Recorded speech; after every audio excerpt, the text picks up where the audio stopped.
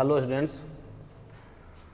तो आज हम लोग अपने लेक्चर में आयनिक साम्यावस्था शायद पढ़ रहे थे।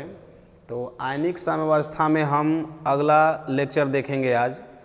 इसके पीछे में कुछ लेक्चर आपको आयनिक साम्यावस्था में पढ़ा दिए थे, तो उसके आगे हम स्टार्ट करेंगे, समझ रहे हैं ना।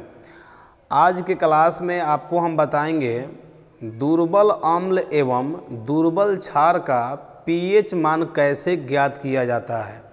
इसके पीछे वाले लेक्चर में हम लोग पढ़े थे प्रबल अम्ल एवं प्रबल क्षार का पीएच मान कैसे ज्ञात किया जाता है।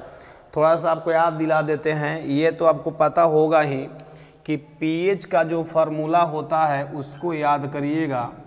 पीएच इक्वल टू होता है माइनस लॉग H प्लस का कंसंट्रेशन, और इसके बाद आपको बोले थे POH equal to minus log OH minus का कंसंट्रेशन सांद्रता।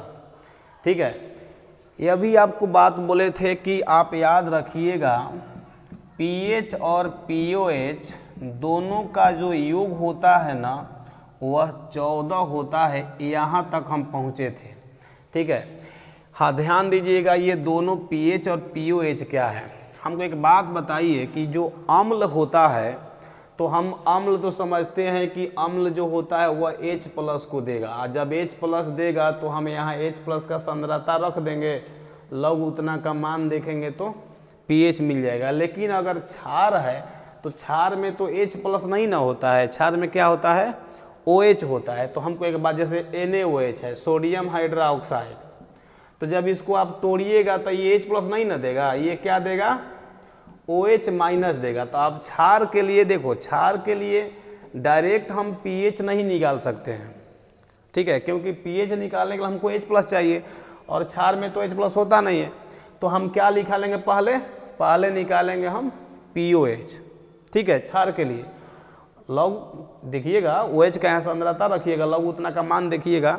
अगर नहीं देखने आता है लॉग टेबल तो जाके देख लीजिएगा, यूट्यूब पर वीडियो डाला हुआ है। ठीक है, तो लॉग उतना का मान देखेंगे, वो मेरा क्या आएगा POH। अब फिर क्या करेंगे कि 14 में से हम POH को घटा देंगे तो क्या आ जाएगा pH। ठीक है, तो प्रबल अम्ल और प्रबल क्षार का pH कैसे निकालते हैं ये हो गया था। आज हम लोग देखेंगे दुर्बल अम्ल एवं दुर्बल क्षार का pH कैसे ज्ञात किया जाता है। चलिए बोर्ड पर माइंड को रखिएगा और ठीक से घर पर सोचते समझते हुए अपना नोट्स बनाइएगा और बार बार उसको रिवीजन करते रहिएगा। रिवीजन करिएगा तो याद रहेगा, ऐसे याद होने वाला चीज़ ये सब नहीं है। तो चलिए हेडिंग लिखिएगा मेरे साथ, दुर्बल अम्ल एवं दुर्बल क्षार का pH मान ज्ञात करना। दुर्बल अम्ल एवं दुर्बल क्षार का pH मान ज्ञात करना। नहीं लिखना रहा है क्या जी, तो मेरा लिखने का इंतजार करिए। चलो देखो,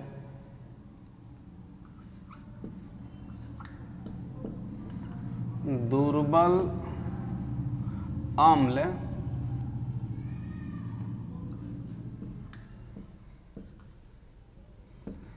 एवं क्षार का pH मान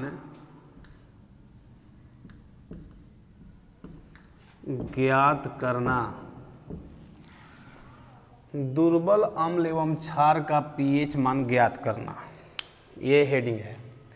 सबसे पहले आपको हम बताएंगे दुर्बल अम्ल का pH मान और तब बताएंगे दुर्बल क्षार का pH मान। ठीक से आप लोग समझते रहिएगा, उम्मीद है आपको समझ में आएगा अगर ध्यान देंगे तो। नहीं ध्यान देंगे तब कहाँ से समझ में आएगा। दुर्बल अम्ल का pH मान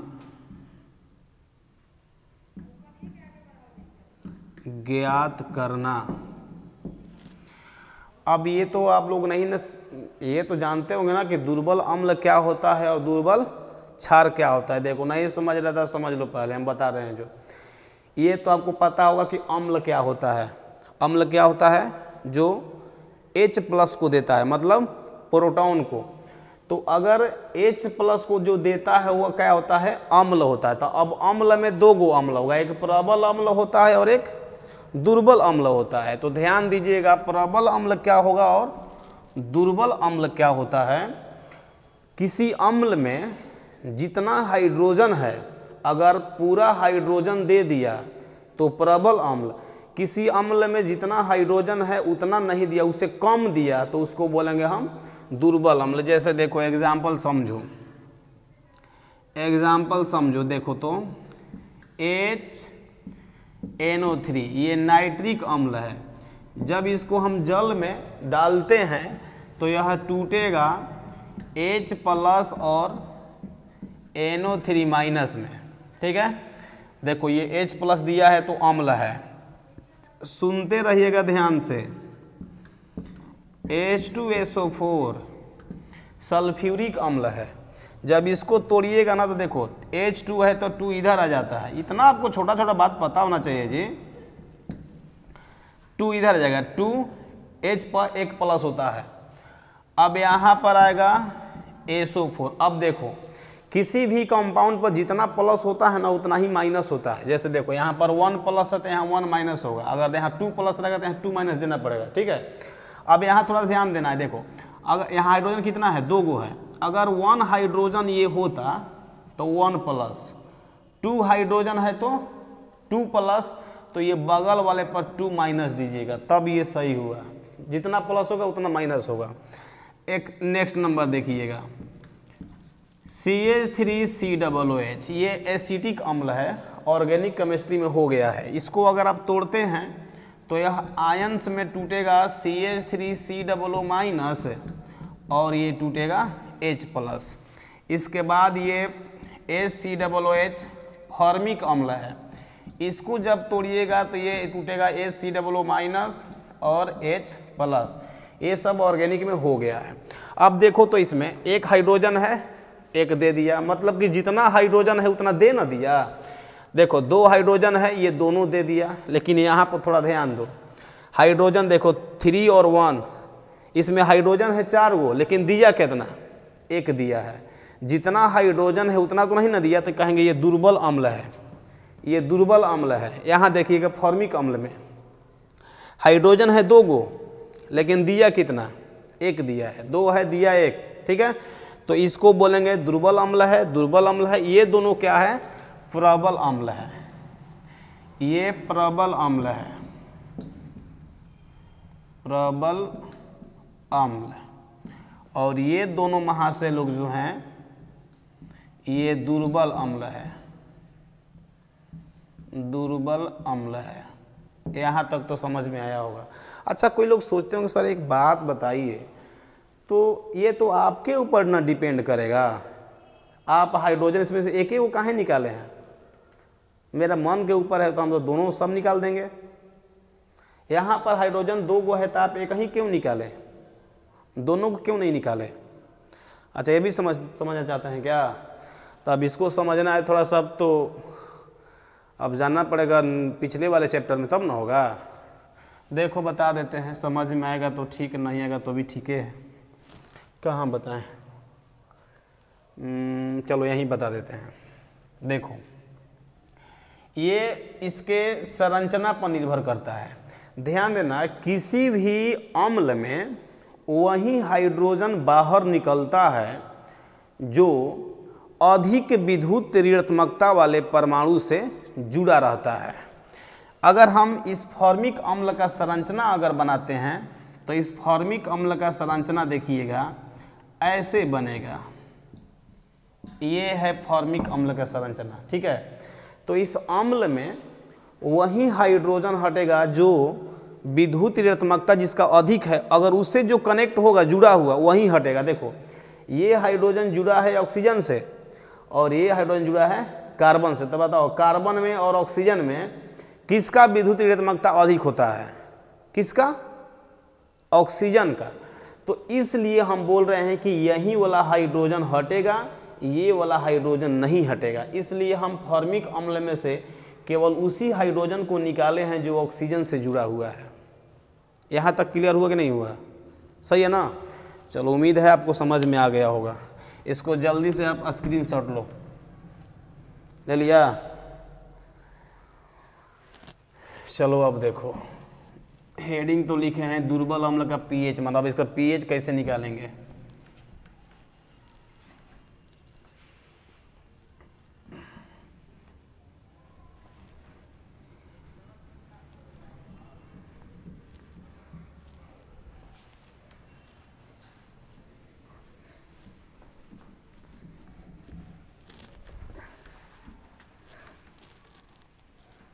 देखो, दुर्बल अम्ल का पीएच निकालना है ना।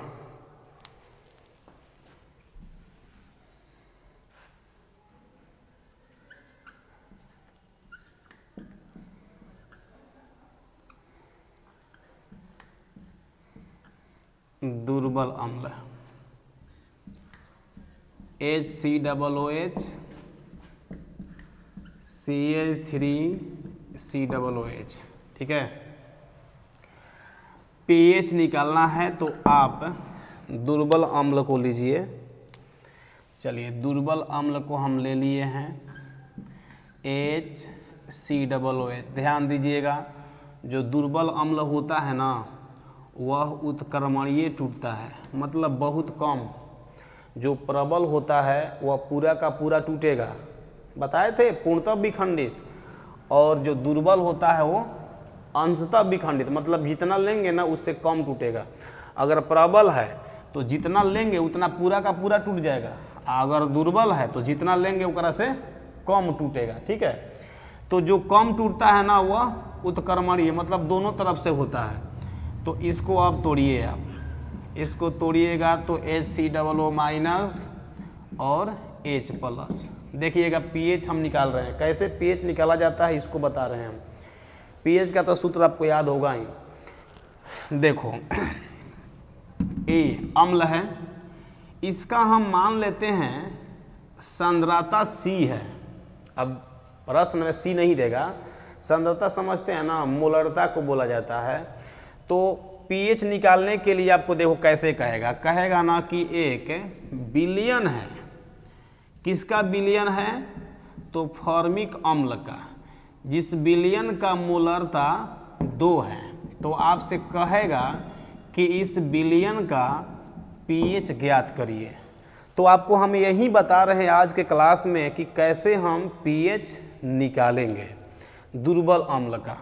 तो देखो, मान लेते हैं कि सांद्रता C है। अब आपको C नहीं देगा, कुछ देगा 2, 4, जैसे हम कैसे दिए हैं कि 2 है, ठीक है। तो कुछ देगा 2, 3, 4 पर। तो हम मान लेते हैं इसका सांद्रता कितना है? C है। अभी लिए हैं, अभी क्रिया शुरू नहीं है, तो नहीं शुरू है तो भाई उत्पाद नहीं बनेगा, 0 0। अब अभिक्रिया कुछ समय के बाद शुरू होगा, तो जानते हैं ना शुरुआत होता है तो क्या होता है, ये अभिकारक है तो घटेगा, उत्पाद है तो बनेगा। इतना तो पता होगा, अभिक्रिया पढ़ने वाले हैं ना कुछ है।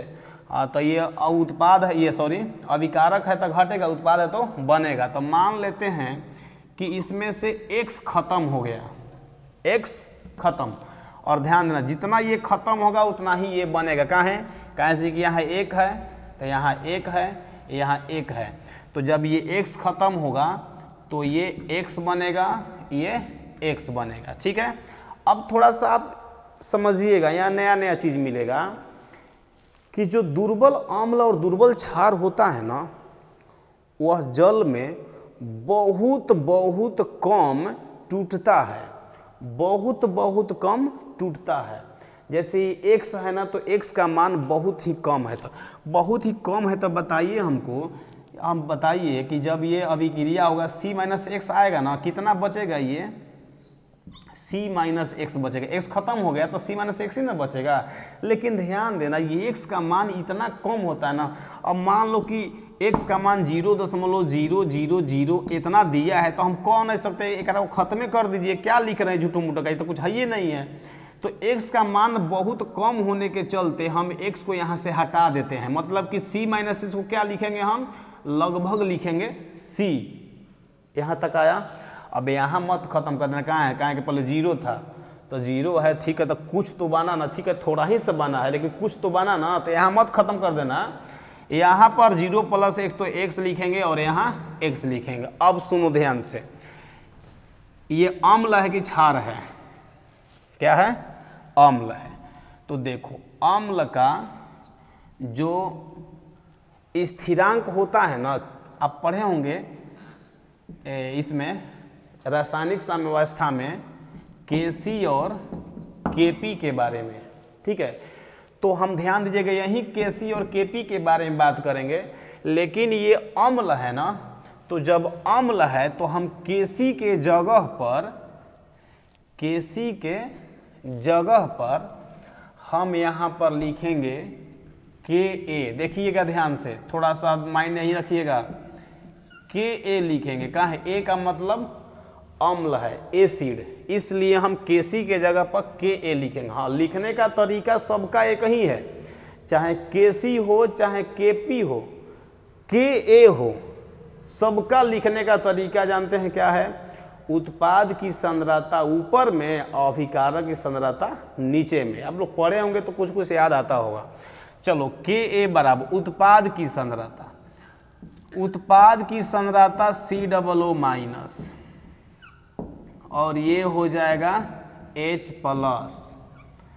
बाई बोलो अभिकारक की सांद्रता ACOOH। अब थोड़ा सा आपको ये ध्यान देना है कि प्रश्न में देखो क्या देगा, बहुत ही इजी है, अगर समझ गए तो हीरो। आप बोलो तो HCOO का सांद्रता कितना है? दिया नहीं है, x, इसका भी x है, तो ऊपर में इसे लिखेंगे x × x, बाई बोलो तो C लिखेंगे। अब सुनो कितना ये इजी है, C का मान प्रश्न में देगा, Ka का मान प्रश्न देगा, तो जब 2 गो आप दे दिए तो हम x नहीं निकाल देंगे? निकाल देंगे ना। और x निकाल देंगे तो देखो तो ये x जो है वह H+ का सांद्रता नहीं है। बोलो तो ये जो आप लिख रहे हैं x, तो ये x क्या है? H+ का सांद्रता है, दिखाई दे रहा है। और जब H+ का सांद्रता आप निकाल ही दिए हैं तब pH हम आराम से ना निकालेंगे जी। कहाँ है? कहाँ है कि pH का हमको सूत्र जो डायरेक्ट पता है कि pH बराबर क्या होता है। यहाँ H+ की सांद्रता रख दो, लॉग उतना का मान देखो, और देखने के बाद डायरेक्ट मेरा pH आ जाएगा। समझ में आया? चलो इसको जल्दी से आप स्क्रीनशॉट ले लीजिए, उसके बाद हम चलेंगे दुर्बल क्षार का pH मान कैसे निकालेंगे। इतना तो समझ में आया ना? स्क्रीनशॉट लो जल्दी से।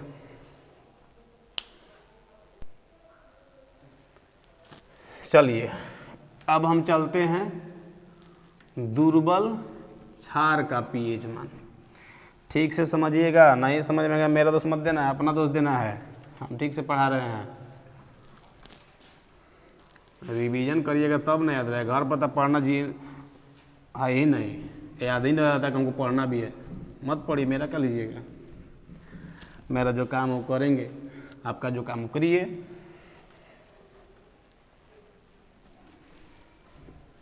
दुर्बल क्षार का pH मान, क्षार समझते हैं ना? हाँ, OH देता है। दुर्बल क्षार देखो,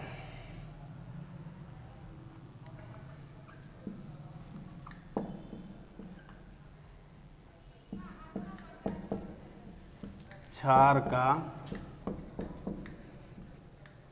pH मान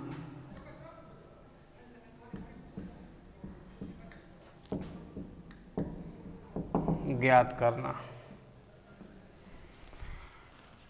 देखो इसका सबसे जो फेमस उदाहरण है, सबसे प्रसिद्ध, वह है अमोनियम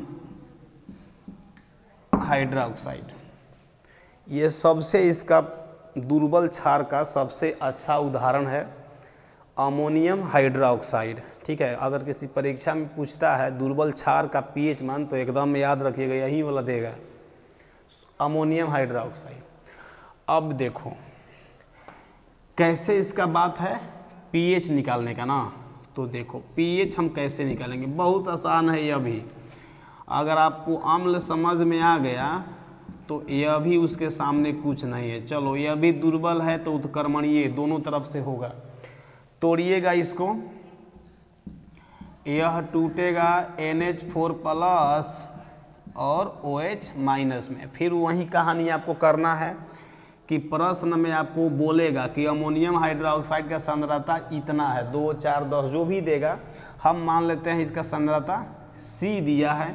अभी अभिक्रिया शुरू नहीं है, तो नहीं है तो जानते हैं ना, उत्पाद भी नहीं बनेगा, समझे। अब कुछ समय के बाद आपका अभिक्रिया शुरू होगा, और अभिक्रिया शुरू होगा तो यह अभिकारक है, घटेगा, उत्पाद है तो बनेगा। तो मान लेते हैं कि इसमें से x खत्म हो गया, लेकिन ध्यान देना हम x लिख रहे हैं, प्रश्न बोलेगा कि 2 में से 0.5 खत्म हो गया, 0.8 खत्म हो गया, तो प्रश्न का काम है, हम आपको सिंपल लेकर चल रहे हैं ना, इसलिए हम इसमें से क्या मान लिए, C में से x खत्म हो गया, खत्म हो गया तो माइनस देंगे। अब देखो जब ये x खत्म हो गया तो यह भी x बनेगा, यह भी x बनेगा। यहाँ तक आया कि नहीं आया? आया। अब देखो आपको बोले हैं पहले ही कि x का जो मान है ना, ये बहुत ही कम, मान लो कि नहीं खत्म हुआ है, थोड़ा सा, बहुत ही बहुत कम खत्म होता है। तो बहुत कम है तो हम क्या नहीं कर सकते हैं कि C माइनस एक्स को क्या लिखेंगे, लगभग CA लिख दो। कहाँ है, x का मान बहुत कम है तो क्या हम करेंगे, लिख दो CA है, ठीक है। लेकिन यहाँ पर मत खत्म कर देना कि बहुत कम है तो सर उसको भी खत्म कर, 0 लिखिए ना, नहीं, पहले 0 था ना, कुछ नहीं था, अब थोड़ा सा तो बन गया कि नहीं बन गया, इसलिए यहाँ पर ख़त्म मत करना, यहाँ x लिखेंगे और यहाँ x लिखेंगे। अब देखो ये क्षार है कि क्या है, क्षार है, तो क्षार है तो देखो इसके लिए हम क्या लिखेंगे, Kb लिखेंगे, Kb। अम्ल है तो Ka, क्षार है तो Kb, और जल है तो Kw, वाटर। लिखने का तरीका सबका एक, उत्पाद की सांद्रता ऊपर में, अभिकारक की सांद्रता नीचे में, बस अंतर क्या है कि क्षार है तो Kb लिखिएगा, बेस मतलब क्षार होता है, अम्ल है तो Ka लिखिएगा, और जल है तो Kw, वाटर लिखिएगा। लिखने का तरीका सबका एक ही है, समझे। चलो Kb बराबर उत्पाद की सांद्रता, तो उत्पाद की सांद्रता आपका हो गया NH4 पर प्लस, इसके बाद बोलो OH माइनस, ठीक से समझिएगा, मेरा दोष मत दीजिएगा, अभिकारक की सांद्रता, ऐसे लिख दिए। अब एक स्टेप और आगे, Kb बराबर बोलो, इसका सांद्रता x है, OH का भी x है, तो यहाँ लिखेंगे x इंटू एक्स, बोलो नहीं लिखेंगे, लिख सकते हैं, तो NH4OH का सांद्रता कितना, C है, तो C लिखेंगे। फिर वही कहानी, फिर से वही कहानी, क्यों, C का जो मान है वो प्रश्न देगा, आपको टेंशन नहीं लेना है, पूछने वाला तो आपके जैसे बकलोल नहीं ना है, वो प्रश्न में लिखेगा कि C का मान इतना है। Kb का मान आप टेंशन मत लीजिएगा, ये जो क्षार का ये जो साम्य स्थिरांक है क्षार के लिए, इसका मान भी प्रश्न देगा, आप टेंशन मत लीजिए। x निकालेंगे, आप दोनों x है, x निकल जाएगा ना, x निकलने का मतलब देखो तो क्या हम नहीं कह सकते हैं कि x जो है वो OH का सांद्रता निकल जाएगा, कुछ है इसमें जी, झूठो मोटो का लोग टेंशन लेते हैं कि x निकल जाएगा तो ये क्या हो गया, OH का सांद्रता हो गया, और जब OH का सांद्रता निकल गया तो हम क्या निकाल देंगे जी, POH। क्या है, कैसे कि हमको POH का सांद्रता का जो POH का फॉर्मूला हमको याद है, OH निकालिएगा, यहाँ रखिएगा, लॉग उतना का मान देखिएगा तो क्या निकलेगा, POH। और जब POH निकल जाएगा तो हम तो जान ही न रहे हैं कि pH और POH दोनों का योगफल कितना होता है, 14 होता है, तो POH निकल जाएगा, तो POH को 14 में से घटा देंगे तो pH नहीं निकल जाएगा। कितना आसान है, ठीक है। चलो इसको जल्दी से आप स्क्रीनशॉट लीजिए।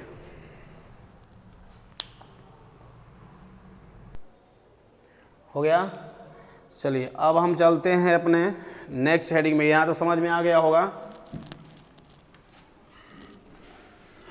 देखिए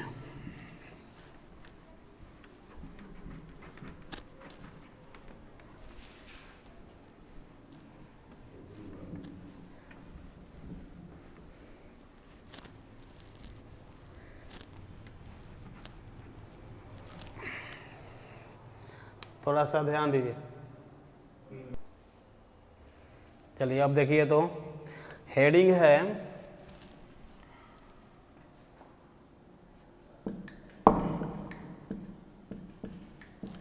संयुग्मी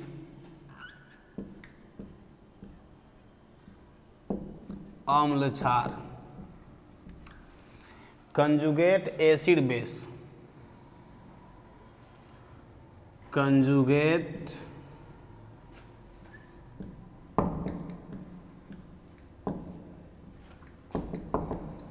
एसिड बेस पेयर। पहले आप इसको ठीक से समझिएगा, ठीक है। संयुग्मी अम्ल क्षार क्या होता है, कंजुगेट एसिड बेस पेयर, इसको समझिएगा। देखो, वे अम्ल और क्षार, अम्ल और क्षार जिसमें एक प्रोटॉन का अंतर हो। एक प्रोटॉन बोले तो इलेक्ट्रॉन प्रोटॉन नहीं, प्रोटॉन का मतलब H+, एक H+ का अंतर होगा तो उसको हम बोलेंगे कि संयुग्मी अम्ल क्षार है। जैसे देखो, माइंड आप लोग यहीं रखिएगा, दूसरे जगह मत रखिएगा। ये Ha है, इसको अगर हम तोड़ेंगे तो यह टूटेगा H+ में और A- में। ऐसे ही हम ले लिए हैं इसी तरह से। तो देखो, तो इसमें और इसमें, इस दोनों में क्या एक हाइड्रोजन का अंतर है? इसमें और इसमें नहीं है। इसमें एक हाइड्रोजन है, इसमें नहीं है, तो एक ही ना हाइड्रोजन का अंतर है। तो इसमें और इसमें एक हाइड्रोजन का अंतर है, तो हम कहेंगे कि ये दोनों जो है ना, ये क्या है, संयुग्मी अम्ल क्षार हैं। उम्मीद है थोड़ा थोड़ा आपको समझ में आता होगा। ये संयुग्मी अम्ल क्षार है। क्या है? कहाँ से कि दोनों में एक हाइड्रोजन का अंतर है। हाइड्रोजन का मतलब H+ का, H+ को प्रोटॉन बोलते हैं, ठीक है। तो इसको हम बोलेंगे संयुग्मी अम्ल क्षार। अब आपको समझ में आ गया होगा, तो यहाँ पर इसका परिभाषा लिखिए। वे स्पेसीज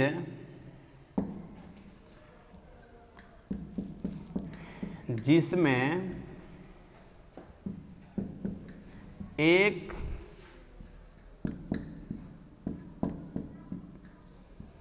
प्रोटॉन, प्रोटॉन का मतलब याद रखिए H+, प्रोटॉन का अंतर हो,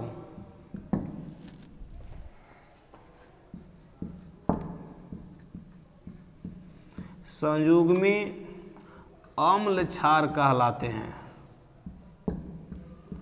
अम्ल क्षार कहलाते हैं। क्या कोई दिक्कत है क्या? बोलो, दिक्कत है इसमें? एगो प्रोटॉन का अंतर समझ में नहीं आता है? पागल कहीं के। चल जल्दी छापो, इसका स्क्रीनशॉट लो। ले लिया स्क्रीनशॉट? चलो स्क्रीनशॉट ले लिया तो मेरे क्वेश्चन का आंसर दीजिएगा, है ना। पहले फिर से बोल दे रहे हैं कि वैसा स्पेसीज जिसमें एक ही प्रोटॉन का अंतर होना चाहिए। 2 गो प्रोटॉन या 4 गो प्रोटॉन का अंतर नहीं, एक प्रोटॉन का अंतर होगा तभी उसको हम संयुग्मी अम्ल क्षार बोलेंगे। समझ में आया ना? कुछ है नहीं आया? चलो ठीक है, आ गया। तो हम क्वेश्चन दे रहे हैं तो आंसर देगा तब ना पता चलेगा कि आया कि नहीं आया। ऐसे तो मुंह आपका सब अच्छा ही है देखने से, देखने से तो सब लोग खूबसूरत लगते हैं।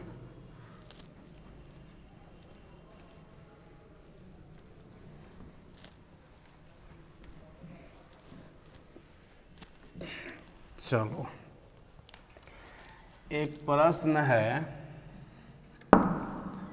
H2PO4 माइनस का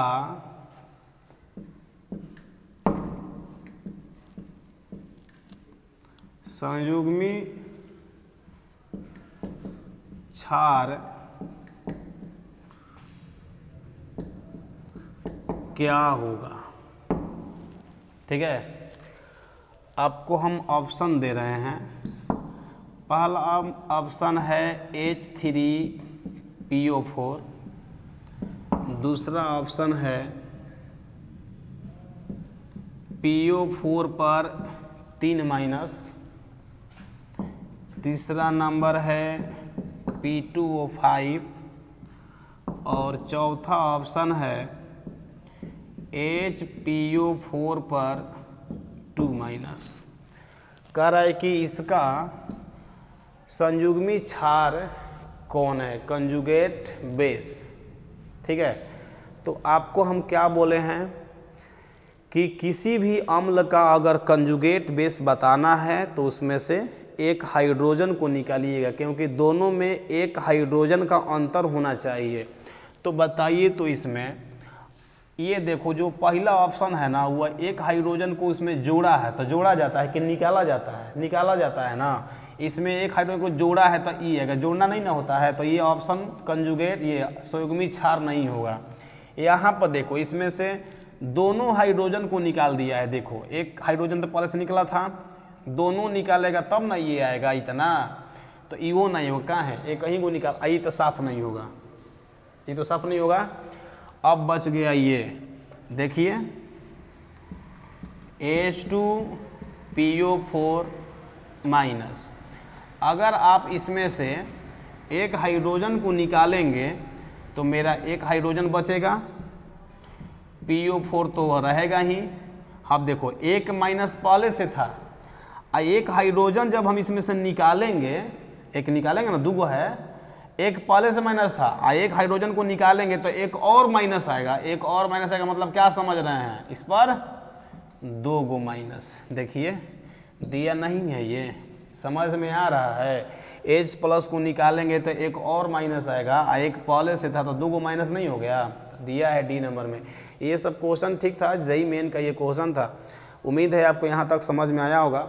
अगले क्लास में हम आपको पढ़ाएंगे बफर विलयन के बारे में, बफर विलयन के बारे में। इसका स्क्रीनशॉट आप ले लीजिए और मिलेंगे आपसे हम अगले क्लास में। तब तक लिए ओके, थैंक यू।